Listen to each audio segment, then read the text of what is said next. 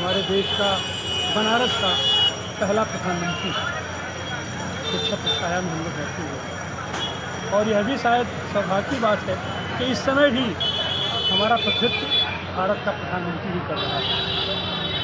76 सालों की यात्रा हमने सफ़र की, गणतंत्र की यात्रा हमने तय किया। इन 76 सालों में क्या मिला, क्या पाया, हर साल हम लोग बात करते हैं और हमेशा बात करते रहते हैं।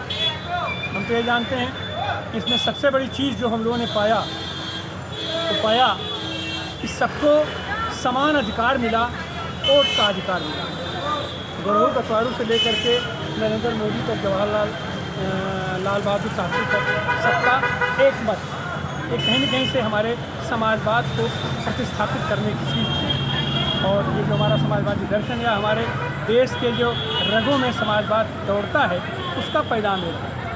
ये चीज़ें कुछ लोगों को नागवार गुजरती हैं। अभी अभी हम लोगों ने देखा कि हम तो आभारी हैं अपने उस संविधान सभा के लोगों का, जिन लोगों ने देश के सारे संविधानों का निचोड़ बेहतरीन से बेहतरीन चीज़ लेकर के हमारे सामने एक संविधान रखा।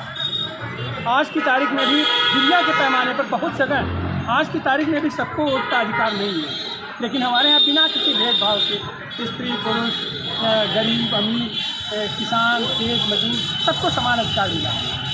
इतने लंबे अरसों के बावजूद हम देख रहे हैं, कुछ लोग कहते हैं कि नहीं, हमें तो उस समय स्वाधीनता नहीं मिली, हम अभी जाकर के स्वतंत्र हुए हैं, 2014 में हुए हैं, 2022 में हुए हैं। अभी हम लोगों ने देखा कि एक जगह स्वाधीनता का जो सबसे बड़ा लोकतंत्र कहा जाता है अमेरिका, उसमें एक प्रधानमंत्री हुआ है, उसने एक झटके में उसने पूरे देश के का कह दिया कि बस अब दो ही लिंग है, एक पुरुष है एक स्त्री है, बीच में और कुछ नहीं है। अब आप समझिए कितनी बड़ी आबादी का कितना बड़ा अधिकार उसको सीधा सीधा छीन लिया गया। क्या हम इसको गणतंत्र कहेंगे? क्या हम इसको लोकतंत्र कहेंगे? कुछ लोग शायद यहाँ पर भी यही समझते हैं कि शायद स्वाधीनता का अर्थ यही है कि हम किस तरीके से लोगों की प्रॉपर्टी छीन लें, लोगों का मकान छीन लें, लोगों के अधिकार छीन लें, लोगों को वोट न डालने दें, लोगों के वोटों का हमसे महत्व छीन लें।